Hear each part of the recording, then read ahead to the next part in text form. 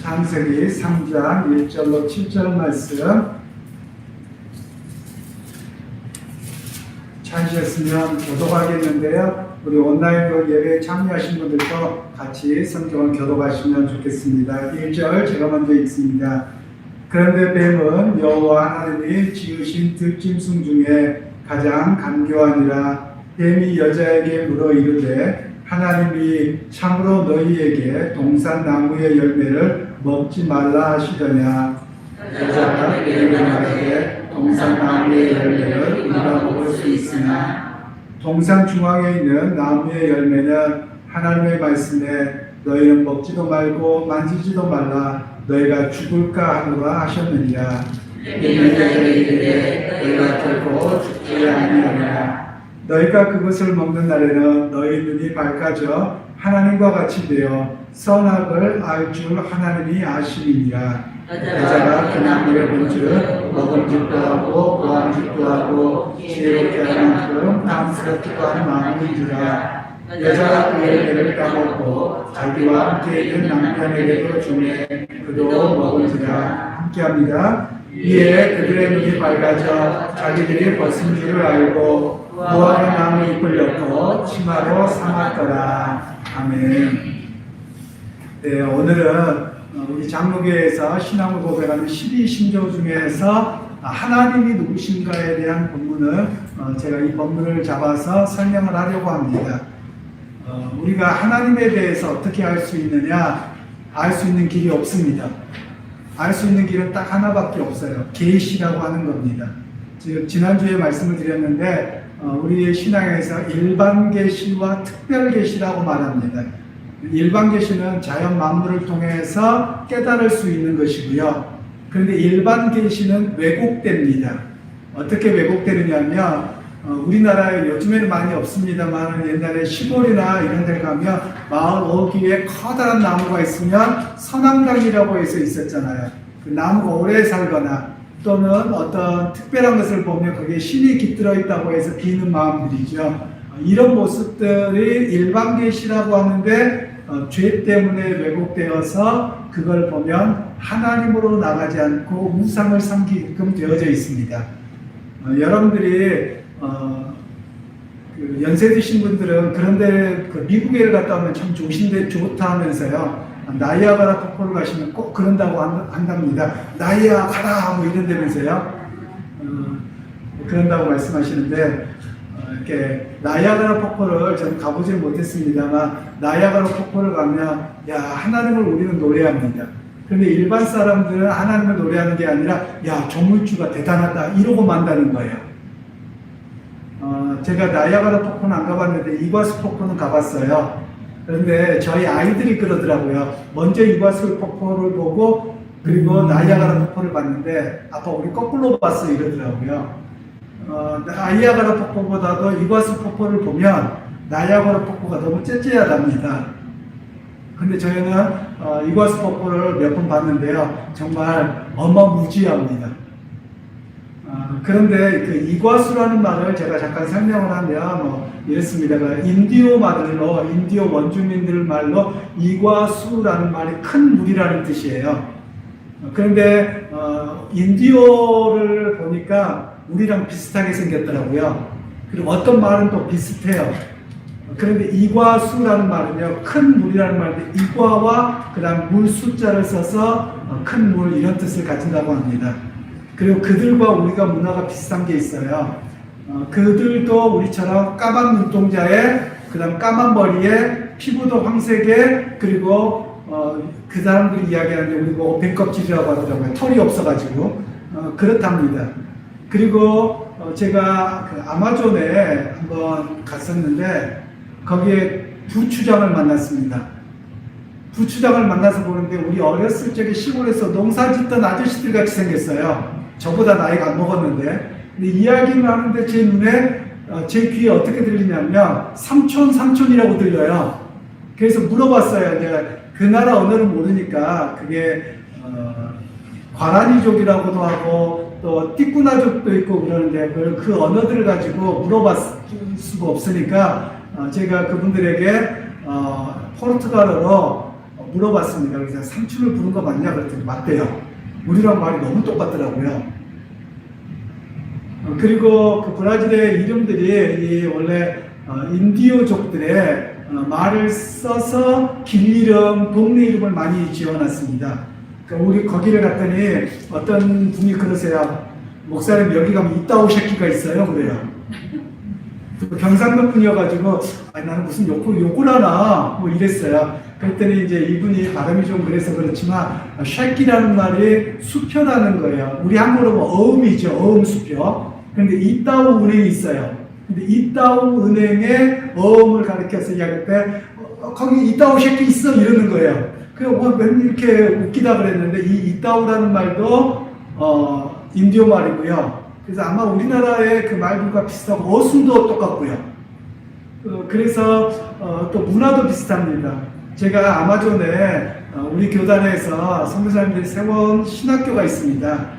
거기서 제가 일주일간 강의를 했는데 오전에는 인디오 학생들만 있고요. 그리고 저녁 시간에는 브라질 학생들하고 같이 수업을 합니다. 근데 이 인디오 학생들이 서양 사람들에 대해서 굉장히 불편해합니다. 굉장히 불편해요. 그리고 무서워하고 이렇게 좀 멀리합니다. 근데 오전에 그들만 있으니까 기숙사에 생활하는데 마음문을 안 여는 거예요. 제가 뭐라고 했냐면 야 니네는 우리가 똑같은 민족이다. 제가 그랬어요. 제가 인류학을 공부를 해보니까 우리하고 똑같은 민족이 맞아요. 그래서 그 사람들도 아이가 태어나잖아요. 그럼 몽고반점이 있습니다. 엉덩이가 파랗습니다. 그래서 그 이야기를 했죠. 야 니네 애기 나오면 엉덩이 파랗지. 그렇대요. 우리도 그래. 그리고 니네 머리 색깔 봐라. 까맣지. 나도 머리 색깔 까맣지. 이거 곱슬이 아니고 징보잖아. 똑같잖아. 피부 색깔 봐라. 똑같잖아. 이러고 이야기하니까 마음문을 열어요. 그러면서 야 니네 밥 먹을 때 냄비 안에다 놓고 다 숟가락이고 손 다 같이 집어넣어서 먹지. 그랬더니 그렇대요. 우리도 그래. 우리도 손으로 먹진 않지만 숟가락 전부 다 옛날에 다 한 냄비에다 닦고 먹었잖아요. 그런 문화야. 그러니까 니네나 우리나 똑같은 공동체야. 그랬더니 마음을 여는 거예요. 그러면서 이제 그들과 이야기를 하는데 그들이 아픈 상처가 있더라고요. 요즘에 코로나19로 인해서 우리가 어렵잖아요. 이렇게 남미에 있는 인디오 부족들 원주민들이 무엇 때문에 죽은 줄 아세요? 전쟁 때문에 학살당하는 것이 아니라 유럽 사람의 그 스페인이나 포르투갈 사람이 옮겨온 감기 바이러스 때문에 죽었습니다. 대부분이 말살이 됐어요. 감기라는 것이 전혀 없는 청정 지역이었는데 거기에 감기를 옮겨오니까 처음 경험함으로 인해서 대부분의 이 인디오족들이 죽게 되는 실제로 그런 일들이 있었는데요. 그분들과 이야기하다 보면 비슷한 게 참 많아요. 그리고 이야기하다 보면 너무 재밌고요. 그래서 그분들이 마음을 열어서 강의를 잘 재밌게 했던 그런 적들이 있습니다. 오늘 우리가 하나님에 대한 것도 같더라고요. 그분들은 또 하나님보다도 뭐라고 할까요? 우리라는 말도 그렇습니다. 여러분 어떻게 쓰냐면 교회를 여러분 뭐라고 그래요? 우리 교회라고 하잖아요. 근데 서양 사람들은 어떻게 하는 줄 아세요? 영어로 my church, 내 교회라고 그래요. 부인도 뭐라 그래요? My wife. 남편은 남의 편이라고 안 하고 my husband 그런단 말이에요. 근데 브라질 갔더니 미미아 이그레자 그러는 거예요. 내 교회라는 거예요. 근데 우리는 어떻습니까? 우리 교회래요. 또 부인도 뭐라 그래요? 내 부인이라고 우리 부인이라고 그러잖아요. 우리라는 말은 나하고 모두의 공동이라는 개념이죠. 우리나라와 인디오들 그리고 에스키모인들이 가지고 있는 생각이 하나가 있는데 그것은 공동체가 강합니다. 우리라는 말을 씁니다. 그래서 인디오들하고 이야기하는데 그들도 똑같은 이야기를 해요. 즉 우리 교회, 우리라는 말을 너무 많이 쓰는 거예요. 그나 그 언어로. 그래서 그 이야기를 했더니 좀 마음이 열리더라고요. 또 이제 하나님과 관련돼서 이야기하면 유대인들을 만나서 좀 이야기하는데 좀 재미있는 이야기가 있어요. 우리나라에서 많이 쓰는 단어 중에 하나가 님자를 많이 쓰잖아요. 목사님, 처음부터 하나님부터 해야 되겠네요. 하나님, 목사님, 선생님, 장로님, 권사님, 집사님, 선생님 다 님자가 붙잖아요. 그런데 유대인들의 언어에서도 끝에가 미음자가 붙는 단어가 많습니다. 뭐 예를 들어 엘로힘 그러면 하나님을 이야기할 때 엘로힘 그러거든요. 그걸 장음복수라고 하기는 하는데 그들이 가지고 있는 그 언어가 같습니다. 그러니까 유대인들이 쓰고 있는 히브리어와 우리 한국 언어의 어원이 같아요.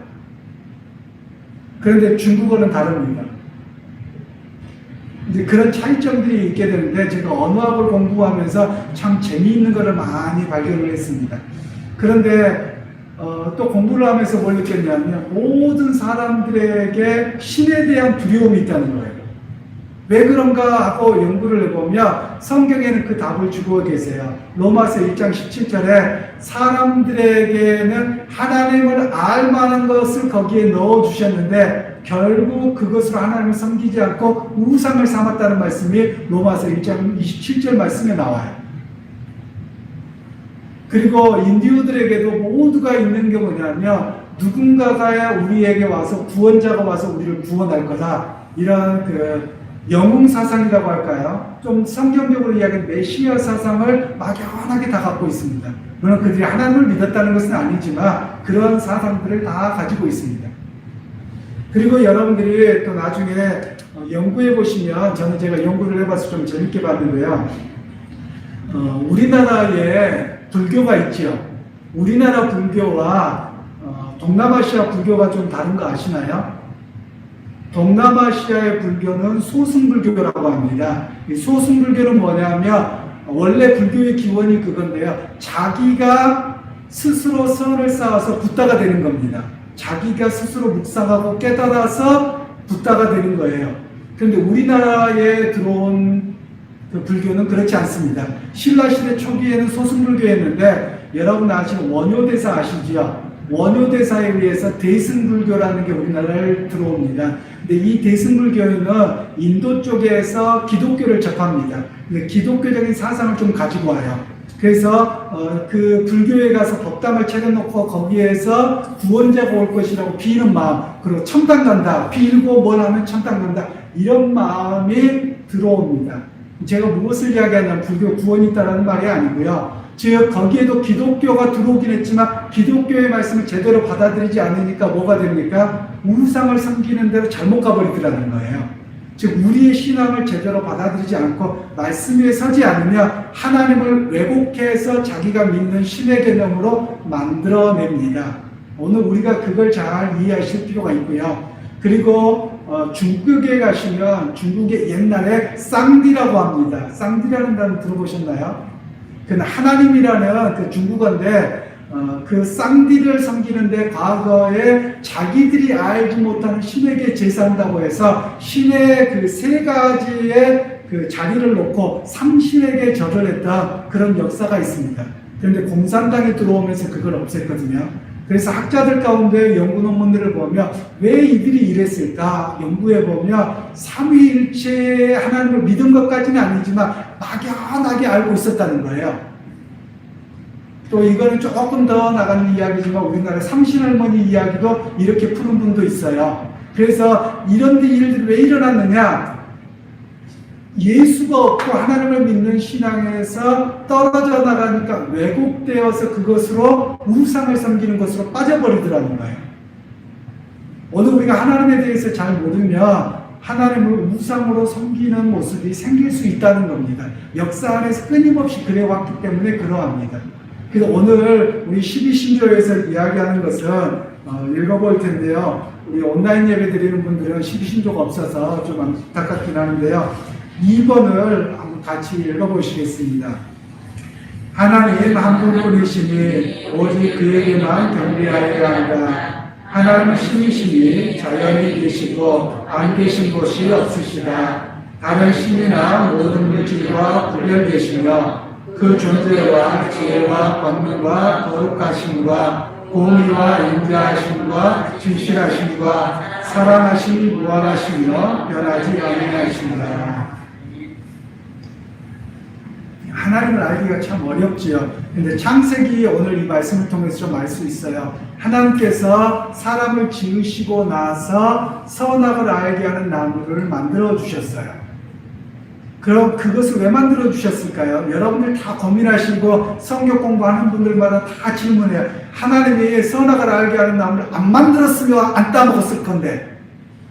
우리 다 그렇게 생각하잖아요. 그런데 생각을 바꾸셔야 돼요. 하나님과 우리와의 넘을 수 없는 선이에요.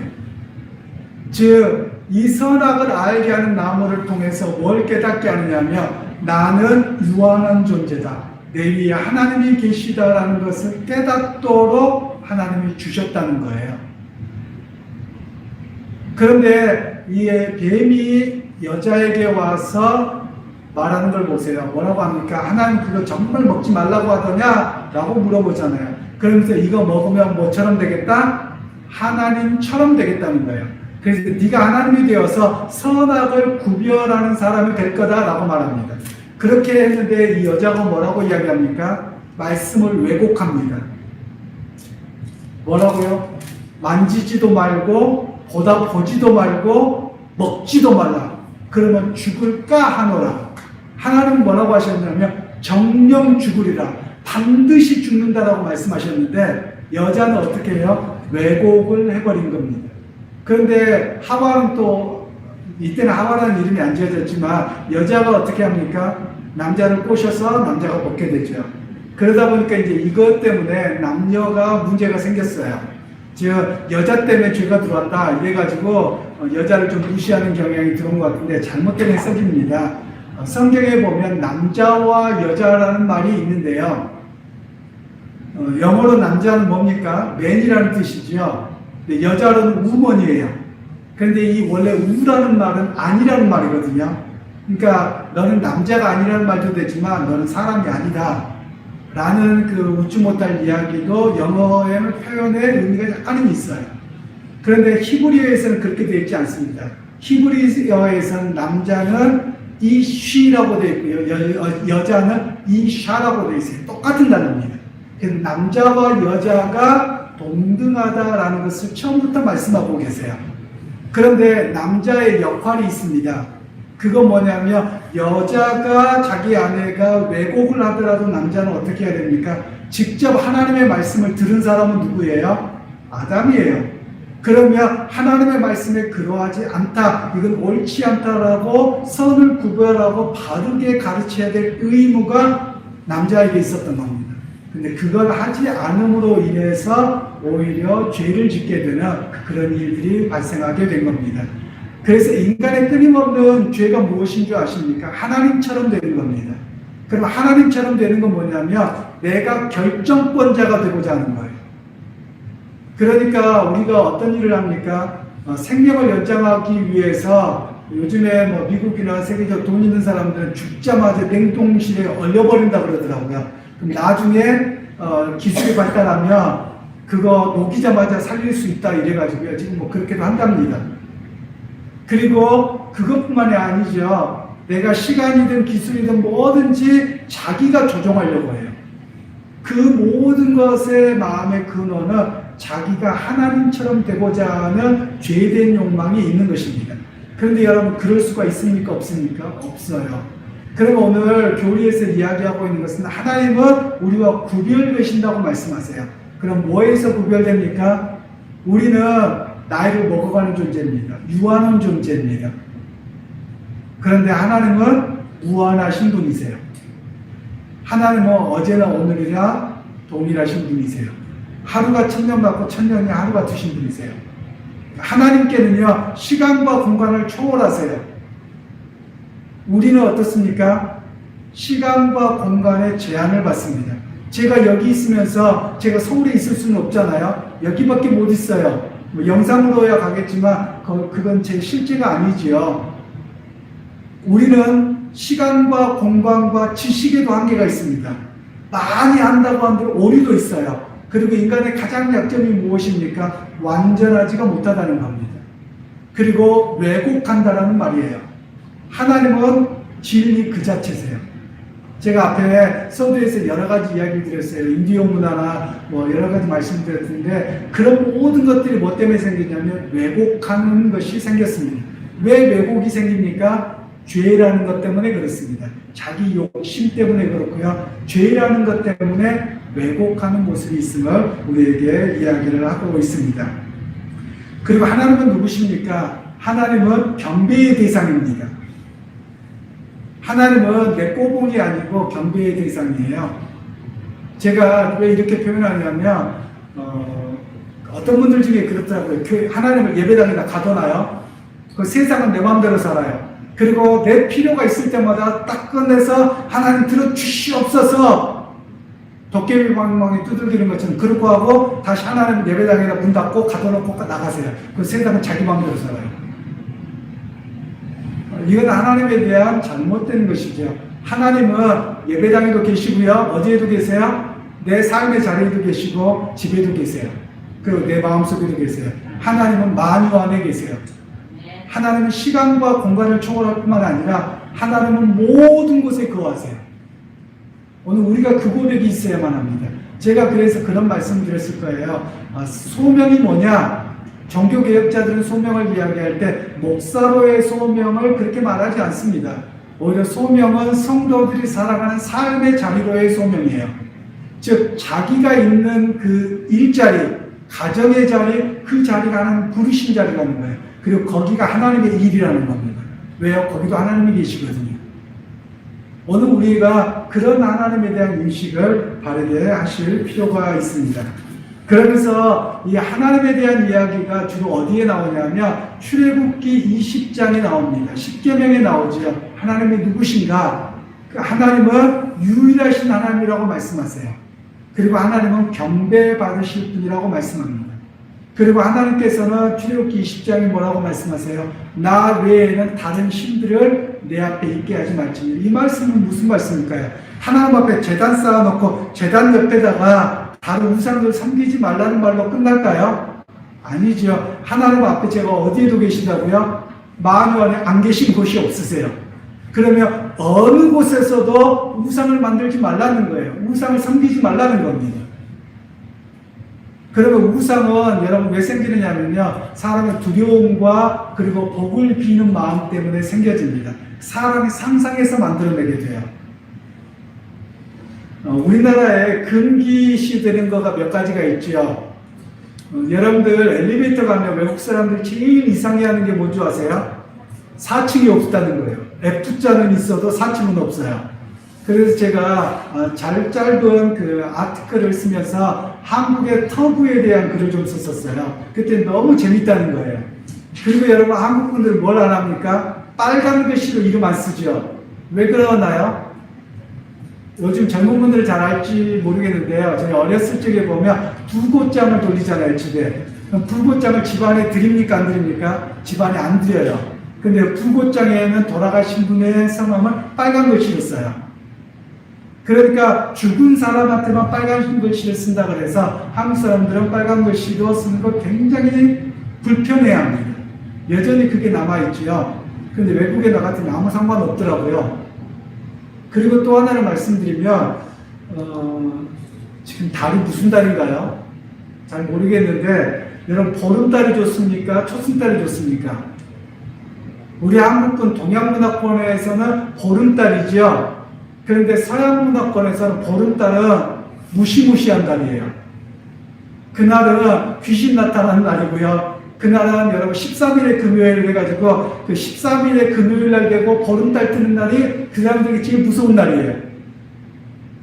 뭐 좀비가 달리고 막 그런 이야기들 거기서 많아요. 우리나라는 초승달이 안 좋잖아요. 문화적인 차이거든요.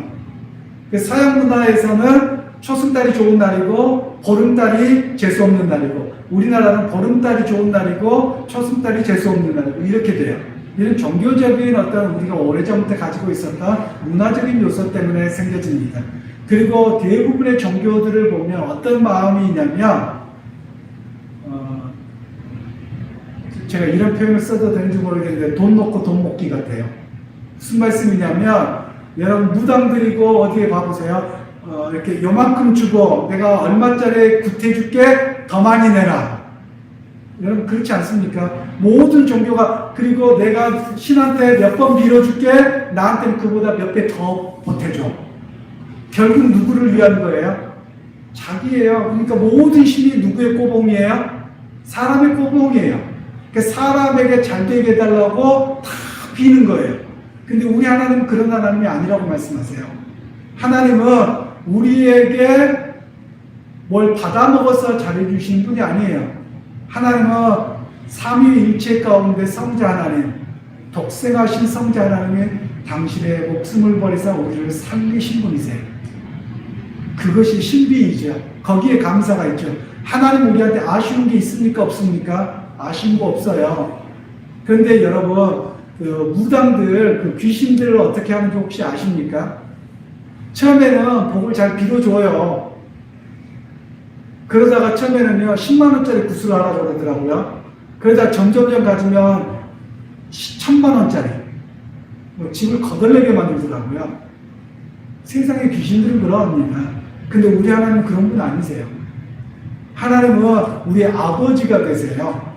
그래서 아버지는 어떻습니까? 자식을 위해서 헌신하고, 우리 한국의 아버지들은 요즘에는 그렇습니다만 과거에 좀 그렇지 못했죠. 근데 가족과 부양과 이런 것을 다 책임지는 아버지예요. 바로 하나님이 그런 분이시더라고 말씀을 하고 계시는 겁니다. 그러니까 오늘 저와 여러분들이 기억하실 것은 하나님에 대한 받은 고백과 이해가 있으셔야 돼요. 그리고 하나님은 무서운 분이 아니라 하나님은 친근한 분이세요. 예수님께서 하나님을 뭐라고 부르라고 하세요? 아빠, 아버지라고 부르라고 하세요. 히브리어에서도 아빠라고 부르거든요. 옛날 성경은 아바라고 되어져 있잖아요. 근데 아빠라는 말이 맞아요. 그래서 아빠, 아버지입니다. 우리가 아빠 그럴 때는 어떻습니까? 더 친근함을 느끼잖아요. 어렸을 적에는 아빠 그러고 아무 때나 안기잖아요. 그리고 또 아이들이 높은 데 올라가 있다 그러면 아빠가 슈퍼맨인 줄 알고요. 아무 데서 막 뛰어내리잖아요. 아빠가 다 받을 줄 알고. 그 정도의 아이들이 믿음이 있는 거거든요. 하나님은 우리에게 아빠라고 부르라고 하는 이유 중에는요, 그만큼 하나님에 대한 신뢰감을 갖고 의지하고 살라고 하나님은 그렇게 하셨다는 것을 우리가 이해하실 필요가 있습니다. 그리고 간단하게 제가 삼위일체를 좀 설명하면 이런데요. 3번을 우리가 다시 한번 3번을 같이 읽어볼까요? 하나님은 본체에 셀이가 되시니 성부, 성자, 성령이신데 셀이는 한 하나님이시다. 본체는 하나여 권능과 영광이 동분하시다. 참 어려운 말입니다. 삼위일체 전 설명 못합니다. 제 인간의 머리로 아무리 설명을 해도 설명을 할 수가 없어요. 혹시 여러분들이 이렇게 알고 계시다면 잘못된 삼위일체인데요. 저를 보세요. 제가 교회에서는 목사입니다. 집에서는 아버지입니다. 그리고 뭐 학교는 안 다니는데 만약 학교에서 강의를 한다면 교수입니다. 그래서 이렇게 제가 세 가지 일을 다 합니다. 하나님이 이런 분입니다. 이게 맞는 이야기일까요? 틀리는 이야기일까요? 틀린 이야기입니다. 이게 4세기 때 이단으로 정죄된 양태론이라고 하는 것인데요. 저는 인격이 하나고 제가 하는 직임만 다른 겁니다. 또 이런 것도 잘못됐습니다. 구약은 성부시대, 예수님이 오셨을 때는 성자시대, 지금은 성령시대. 이것도 틀린 겁니다. 구약에서 창세기에 1장에 하나님이 천지를 창조하실 때 누가 계세요? 성령이 함께 계셨다는 이야기가 나와요. 그래서 창세기에서 하나님 세상을 만드실 때도 삼위 하나님이 함께 하셨고요. 그리고 예수님께서 수세 받으실 때도 함께 하셨고, 우리를 구원하는 일에도 삼위 하나님이 함께 하십니다. 거기에서 차이가 있죠. 그러면 신학에서 설명하는 여러 가지 방법이 있긴 한데 다 어렵고요. 성경을 따라서 간단하게 설명하면 이렇습니다. 섭리론적 삼위일체라는 개념이 있어요. 섭리라는 말은 일이 되어가는 과정을 섭리라고 하는데요. 또 경륜이라고도 말을 합니다. 그렇게 경륜은 어떤 일이 되어가는 과정인데요. 성부 하나님은 계획하시고, 성자 하나님은 그 일을 이루시고, 성령 하나님은 그 일을 우리에게 깨닫도록 하신다. 성경에 보면 예수님께서 그런 고백을 하셨잖아요. 내 뜻대로 마옵시고 아버지 뜻대로 없어서. 그래서 아버지가 뜻을 세우세요. 그리고 성자 하나님이신 예수님 어떻게 하세요? 친히 이 땅에 오시고 십자가 못 박혀 돌아가셔요.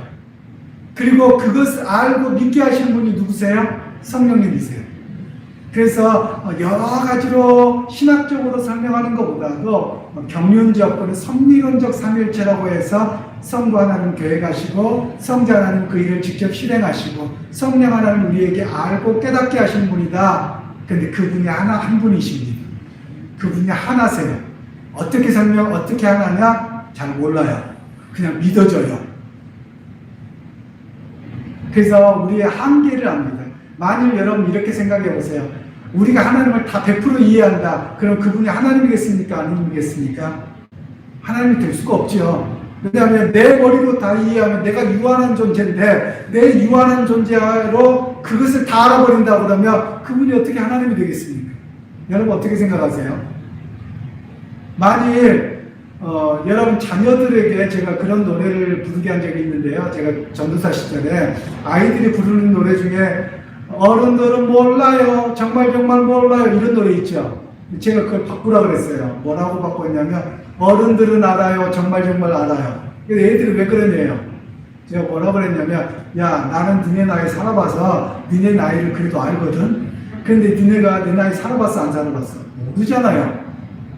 그래서 제가 어르신들을 보고 이렇다 저렇다고 말을 못하겠더라고요.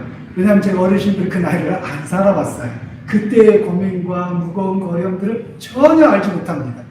그런데 우리 어렸을 적에 어떻습니까? 다 아는 것 같아요. 아이들에게 그렇지 않습니까? 부모가 돼본 적도 없잖아요. 그죠? 아이들이 성장해서 결혼해보면 그때서야 아이고 우리 엄마도 이렇게 키웠겠구나. 옛날 어른들이 자식들이 속삭이면 그러잖아요. 너도 너랑 똑같은 자식 나서 너도 마음고생해봐라. 그러면 네가 엄마 마음이나 할래나 그러잖아요. 그 전까지는 모르는 거예요. 그러니까 우리가 엄마의 마음을 알 때쯤 되면 나도 엄마가 되고 아빠가 되어 봐서야 그때서야 깨닫는 겁니다. 저는 가끔 그런 이야기도 해요. 저도 결혼을 일찍 해서 아이들 일찍 생겼는데요. 여러분 결혼을 하고 나면 애들은 자기 인생 즐긴다 뭐 한다 이러잖아요. 우리에게 여러분 어르신들 대부분 그럴 거예요. 내 인생이 어디 있어요. 결혼을 하다 보니 어쩌다 결혼하시는 분도 계시잖아요. 결혼 빨리 하다 그래서 결혼해서 있다 보니 둘이 꽁냥꽁냥 재밌게 살 줄 알았더니 근데 얘기가 생기네요. 그 둘이 언제 꽁냥꽁냥하고 살아요. 그리고 애 먹여 살려야죠. 젖 먹여야죠. 또 이유식 먹여야죠. 학교 보내야죠. 내 인생은 없는 거예요. 근데 그게 인생이더라는 거예요. 근데 자녀들은 뭐라 그래요? 엄마 아빠는 내 속도 모르고 맨날 이래요. 모르긴 왜 모릅니까? 저 중고등학교 때만 하더라도요. 인기가 뭐냐면 나팔바지 입는 거였거든요. 양복 기지바지에다 나팔바지 배꼽바지 입고요. 그렇게 멋내고 사는 게 또 애들의 몫이었어요. 요즘 애들은 또 그렇게 안 하잖아요. 교복 입고 짧게 하잖아요. 그러니까 마음은 똑같은 거예요. 그냥 하는 행동만 좀 다른 거죠. 저희 작은 아이가 그런 이야기를 한번 하다 보면 제가 이제 브라질에 갔을 때 아이들에게 여러 가지 언어를 하면 기회가 많을 것 같아서 제가 독일어를 좀 가르쳤어요. 제가 독일에서 공부하다 갔기 때문에 썩히기가 너무 아쉽잖아요. 그리고 이제 저한테 힘들어하는 학원을 보냈어요. 학원 가기 싫다고 그러더라고요. 포르투갈어 배우기도 힘들고 스페인어 배우기도 힘들고 영어 배우기도 했는데 무슨 독일어냐고 이래요. 그런데 이제 얼마 전에 아이가 뭐라고 아빠 그때 배울걸. 자기가 돈 주고 배우려니까 너무 아까운 거예요. 그래서 뭐라 그랬어? 야, 아빠 돈은 쉽고 네 돈은 어렵냐? 그런 거거든요. 그런데 부모가 되어보니까 어떻습니까? 아쉬운 거죠. 그때 머리가 총명하고 여러 가지를 해도 될 때 했으면 좋겠다라는 마음 때문에 이거도 해 저거도 해 막 하는 거예요. 근데 나이가 먹고 내가 책임감을 가져주면 그때는 그걸 감당하기가 너무 어렵잖아요. 할 수 없잖아요. 부모가 되어서 포기해야 될 일이 얼마나 많습니까? 그냥 자식을 위해서 하는 것이 부모죠. 근데 오늘날 너무 이기주의가 돼서 내 산다고 해서 결혼도 안 하려고 해서 문제긴 합니다만 하나님이 주신 원리가 뭐냐면 그거예요. 그리고 가끔은 그런 생각을 합니다. 부모가 되었기 때문에 하나님의 마음을 조금은 알아가는 것 같아요. 부모가 되고 결혼을 하고 거느려야 될 사람이 있기 때문에 그를 위해서 헌신하고 그를 위해서 내가 양보하고 끊임없이 아이들한테 그러지 않습니까? 언젠가는 제가 큰아이한테 아마 초등학교 1학년인지 2학년인지 아이가 나쁜 버릇이다. 너 이러면 나가! 그랬더니 집을 나가버리더라고요. 놀래가지고 뒤쫓아갔어요. 제가 나가면 큰일 날 것 같아가지고. 근데 저희 때는 어떻게 합니까? 나가 그러면 죽는 줄 알고 막 바지끄댕이 붙들고 이렇게 했잖아요. 요즘 아이들은 안 그렇더라고요. 부모의 마음이 그런 마음이 아니죠.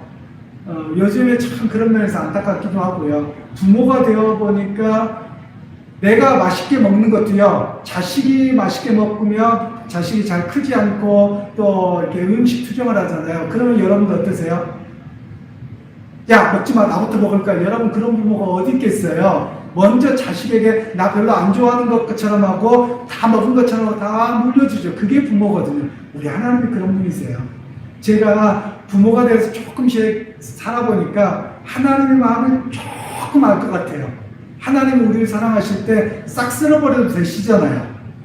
용서 안 하고, 하나님이 용서 안 하고 다 지옥 보내고 끝내버려도 하나님 하나도 아쉬운 게 없는 분이세요. 근데 당신이 만든 존재, 당신의 자녀란 말이에요. 그러니까 아쉬워서 하나님 기회를 떠주고, 기회를 떠주고, 또 주고 하죠. 우리가 부모이기 때문에 자식에게 잘못해도 기회를 주잖아요. 한 번만에 내치는 부모가 어디 있습니까? 바로 거기에서 하나님 조금씩 알아가는 겁니다. 저와 여러분들이 그래요. 오늘 우리가 교리적으로 하나님 삼위일체가 어떻다 저떻다 아무리 설명해도요 그냥 이해가 잘 안 됩니다. 그런데 우리가 고백할 수 있는 것은 내가 부모가 되어 보고 장성해 보니까 하나님이 이러시겠구나, 그런 마음을 좀 깨달아 알 수 있는 겁니다. 그래서 저나 여러분들의 부모된 마음을 한번 좀 생각해 보세요. 그 생각함 속에서 하나님의 부모 마음으로 우리를 이렇게 돌아보시고 있고 좋은 걸 주시기를 원하고 있고 우리가 혹시라도 넘어질까봐 노심초사하시는 분이 우리 하나님이시구나, 그것을 깨달으시는 그런 은혜가 있으실 수 있기를 간절히 소원합니다. 네, 기도하겠습니다. 거룩하신 아버지 하나님, 은혜를 감사합니다. 오늘도 말씀을 통해서 삼위일체 하나님이 누구신가를 우리가 경험적으로 내가 부모가 되어서 살다 보니 조금씩 알아가는 듯합니다. 하나님, 우리의 연약함과 부족함을 붙들어주시고 우리가 부모가 된 마음으로 날마다 하나님을 알아가고 그 하나님 아버지의 우리를 향한 사랑이 무엇인지를 깨달아가고 경험해가는 그런 은혜가 매 순간 있게 하여 주옵소서. 예수님의 이름으로 기도하옵나이다.